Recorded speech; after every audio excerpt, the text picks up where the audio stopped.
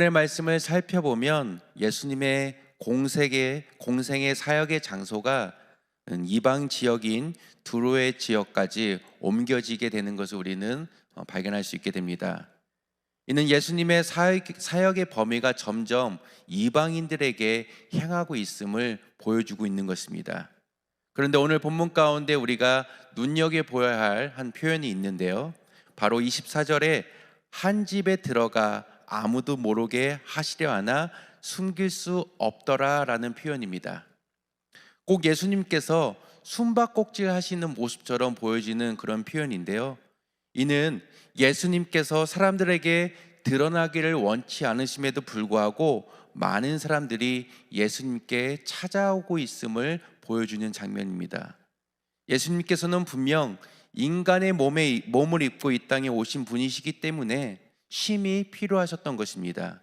그래서 아무도 못 오게 예수님께서는 이 이방 지역이었던 두로 지역까지 오셨던 것입니다. 우리들은 이러한 성경 구절을 통해서 알 수 있는 사실은 예수님께서는 인성을 지니신 참 인간이셨음을 우리는 발견하게 됩니다. 그런데 이러한 예수님의 노력에도 불구하고 예수님께서는 숨기실 수 없었던 것이 있었던 것입니다. 여기서 숨길 수 없었다라는 이 표현은 예수님께서는 공생의 사역 가운데 하나님의 아들이심을 스스로 숨기셨지만 그에게 나타나는 이 능력들 때문에 하나님의 아들이심을 숨길 수 없었다라는 표현이기도 합니다. 즉 이는 인간의 몸을 입고 이 땅에 오신 예수님, 참 인간이신 예수님이 드러남과 동시에 그가 나타나시는 이 능력 가운데 그는 하나님의 아들, 곧 하나님이심이 분명하게 드러나는 표현인 것입니다. 이것이 오늘 본문 한 집에 들어가 아무도 모르게 하시려 하나 숨길 수 없더라 하는 이 표현 가운데 우리가 발견할 수 있는 예수님은 누구신가 라는 표현인 것입니다. 이처럼 오늘 본문 가운데 예수님은 쉼을 원하셨지만, 그리고 예수님의 노력에도 불구하고 예수님의 소식을 듣고 온 한 여인의 이야기가 소개되고 있습니다. 그리고 성경은 이 여인에 대해서 더러운 귀신 들린 어린 딸을 둔 헬라인이요 수로보닉의 족속이라고 소개하고 있습니다. 이는 그녀가 어려운 문제를 안고 있는 이방 여인임을 우리들에게 말해주고 있는 것입니다. 이처럼 삶의 어려운 문제를 가지고 있던 이 이방 여인은 예수님께 자신의 소원을 간청하기 위해 예수님을 찾아왔던 것입니다.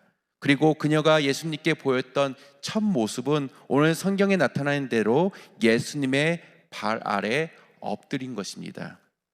이 여인에게는 예수님께 부탁드리고 싶은 간절한 바람이 있었습니다. 그것은 바로 자신의 어린 딸이었던, 더러운 귀신 들려 힘들어하고 있던 이 어린 딸을 구원해주고자, 구출해주고자 원했던 것입니다. 이러한 그녀의 간청에 예수님께서는 하나님의 능력을 가지신 분이라는 믿음이 있었기 때문에 그녀가 예수님께 나아갔다는 것을 우리는 알 수 있습니다. 이러한 그녀의 간절한 믿음이 오늘 본문에 오늘 본문 가운데 절실히 드러나고 있는 것입니다. 저는 오늘 말씀을 묵상하면서 저에게 이런 질문을 해보았습니다. 나에게도 이 여인과 같은 이런 간절한 믿음이 있는가? 여러분들에게는 이 여인과 같은 간절한 믿음이 있으십니까? 저는 오늘 이 본문을 묵상하면서 믿음은 곧 간절함이다 라는 생각을 하게 되었습니다. 오늘 본문은 귀신 들린 어린 딸을 지닌 한 여인의 모습을 보여주면서 어제 본문까지 보여주었던 손 씻지 않는 것을 가지고 예수님을 비난했던 사람들과 대조적으로 말씀을 보여주고 있습니다. 유대인들이었던 그들은 어찌하였든 예수님을 비난하고 정죄하는 데 사언을 걸었지만 이 여인, 이방인이었던 이 한 여인은 예수님의 발 앞에 엎드릴 만큼 간절히 나왔던 것입니다. 그리고 그녀의 이러한 간절한 모습은 예수님이야말로 자신의 딸을 구원해 주실 것이라는 믿음 안에서 그녀가 나올 수 있었던 것입니다. 그리고 그녀의 이러한 간절한 믿음의 모습은 예수님께 찾아갔던 그녀의 첫 모습 가운데서도 그대로 드러나고 있습니다. 먼저 그녀는 앞서 말씀드린 대로 예수님을 찾아가자마자 그 발 아래 엎드렸다라고 표현하고 있습니다. 여기서 그 발에 엎드렸다라는 이 표현은 원어로 살펴보면 그녀가 예수님의 발 아래에 엎드려 절하였다라는 의미를 가지고 있습니다. 즉 그녀는 자신이 예수님께 간구함에 있어서 그녀가 예수님께 보일 수 있었던 최대한의 낮추고 겸손한 모습으로 나가고 있다는 것을 우리는 발견할 수 있게 됩니다.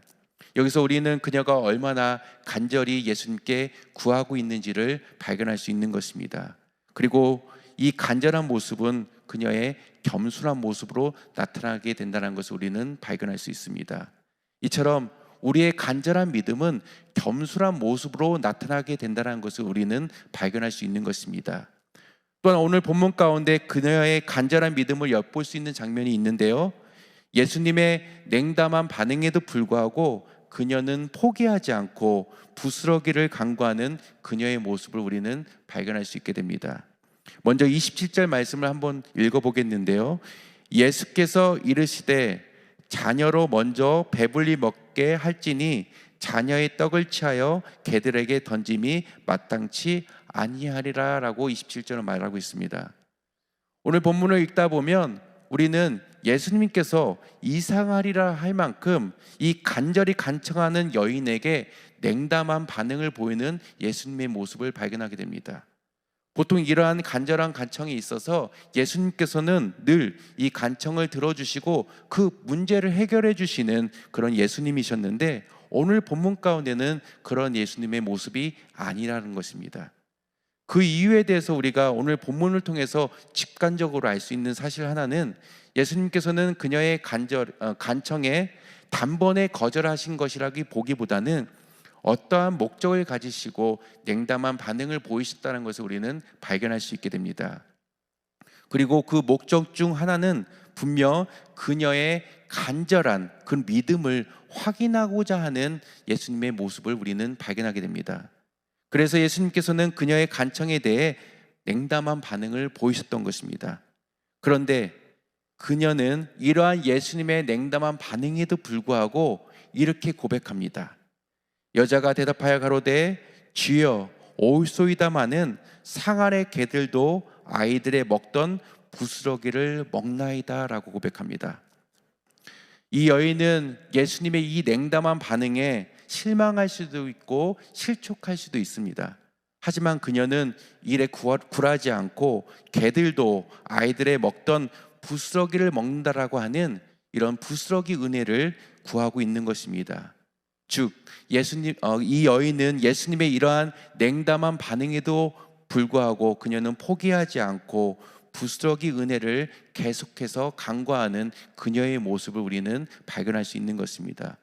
여기서 우리는 간절한 믿음이 무엇인가라는 것을 하나 더 배울 수 있게 되는데요, 간절한 믿음은 바로 포기하지 않는 모습을 통해서 나타나게 된다는 사실을 우리는 발견하게 됩니다.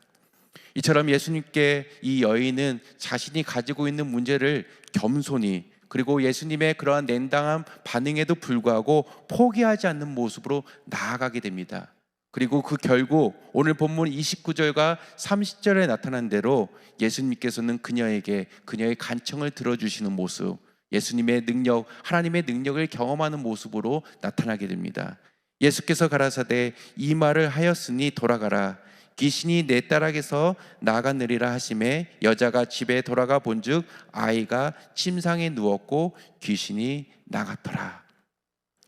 오늘 하루 우리의 모습 가운데 이 여인과 같은, 이 이방 여인과 같은 간절한 믿음이 우리 안에 있는지 돌아볼 수 있기를 바랍니다.